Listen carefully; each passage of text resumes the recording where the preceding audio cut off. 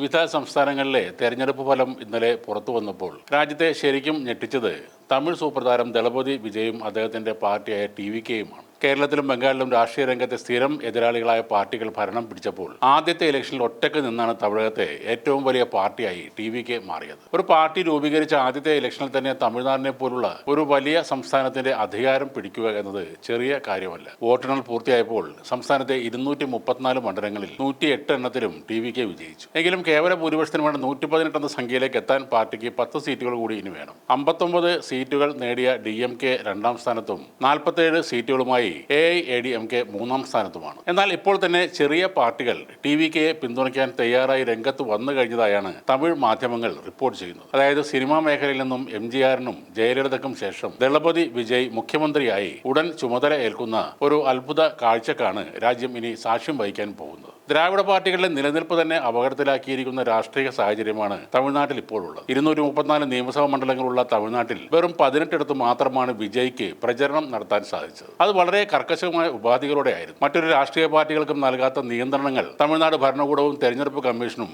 വിജയിന് മേൽ ഏർപ്പെടുത്തിയത് കൊണ്ടാണ് അദ്ദേഹത്തിന് വ്യാപകമായി പ്രചരണം നടത്താൻ സാധിക്കാതെ പോയത്. 18 ഇടങ്ങളിൽ മാത്രം പ്രചരണം നടത്തിയിട്ട് തന്നെ ഇതാണ് സ്ഥിതിയെങ്കിൽ 234 മണ്ഡലങ്ങളിലും വിജയ് പ്രചരണം നടത്തിയിരുന്നുവെങ്കിൽ തമിഴ്നാട് അദ്ദേഹം തൂത്തുവാരുമായിരുന്നു എന്നതാണ് യാഥാർത്ഥ്യം. മുഖ്യമന്ത്രി സ്റ്റാലിനെയും മകനും ഉപമുഖ്യമന്ത്രിയുമായ ഉദയനിധി സ്റ്റാലിനെയും വീഴ്ത്തിയ വിജയ് തമിഴ്നാടിന്റെ രാഷ്ട്രീയ ഭൂപടമാണ് ഇപ്പോൾ മാറ്റി വരക്കുന്നത്. ഇത്തവണയും പതിവ് പോലെ വോട്ടിനായി പണം നൽകുന്ന ഏർപ്പാട് ദ്രാവിഡ പാർട്ടികൾ തെറ്റിച്ചു. 5000 രൂപ വരെയാണ് ഓരോരുത്തർക്കും അവർ ഓഫർ ചെയ്തത്. എന്നാൽ ആ പണം വാങ്ങി പോക്കറ്റിൽ ഇട്ട ശേഷം ജനങ്ങൾ പോളിംഗ് ബൂത്തിലെത്തിയപ്പോൾ വിജയിനെ മറന്നില്ല. ടി.വി.കെയുടെ ചിഹ്നമായ വിസിലിന് തന്നെയാണ് അവർ വോട്ട് ചെയ്തത്. വിജയ് നായകനായ ജനനായകൻ എന്ന സിനിമ തടഞ്ഞു വെക്കാൻ അധികാരികൾക്ക് കഴിഞ്ഞപ്പോൾ ജനങ്ങളുടെ മുന്നിൽ നേരിട്ട് വന്ന് നിന്ന് അവരുടെ വോട്ട് നേടിയ വിജയ് യഥാർത്ഥ ജനനായകനായി മാറുന്ന കാഴ്ചയാണ് നമ്മൾ ഇന്നലെ കണ്ടത്. വിജയിന്റെ കുടുംബ പ്രശ്നങ്ങൾ എതിരാളികൾ ആയുധമാക്കിയെങ്കിലും ആരെയും തള്ളിപ്പറയാതെ ആരോടും മാപ്പ് പറയാതെ പ്രത്യേകിച്ച് തൃഷയെ ഒഴിവാക്കാതെ വിജയ് ഉറച്ചു നിന്നപ്പോൾ രാഷ്ട്രീയമായി മൈലേജും അദ്ദേഹത്തിന് കൂടുകയായിരുന്നു. ജനങ്ങൾ ചിന്തിച്ചത് മറ്റൊന്നാണ്. ഓരോ സിനിമക്കും 200 കോടി രൂപയിൽ കൂടുതൽ കിട്ടുന്ന ദളപതി